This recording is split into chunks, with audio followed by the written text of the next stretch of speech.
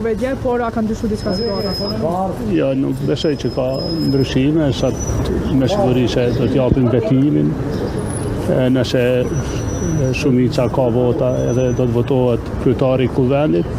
E kem deklaru dje se në princip ne kemi qenë edhe mbeshëm që me u konstitu kuvendi, mirë po do të marrim qëndrim përbashkët me opozitën, pra nuk do të ndahemi as për kryetarin e kuvendit. A keni folur me opozitën? Cili është qëndrimi tyre? Gjithsesi, po e keni pa edhe në media ka deklarime se opozita nuk do të marrë pjesë në votim për kryetarin e kuvendit, po nëse ndryshon diçka sa na përket ne për kryetarit të kuvendit, pra nuk e bëjmë pengesha.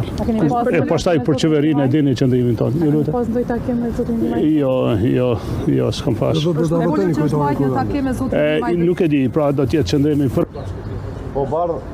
PDK dhe ne, nuk do të ndahemi, po në parim ne jemi për, pra nuk kemi agenda, por nuk do të ndahemi nga opozita. E tha që ka pas deklarime në media nga PDK-ja dhe DDK-ja, ju pra do të thonë nuk keni takuar? Jo, kemi komunikuar me telefone, kemi pas biseda të vazhdueshme.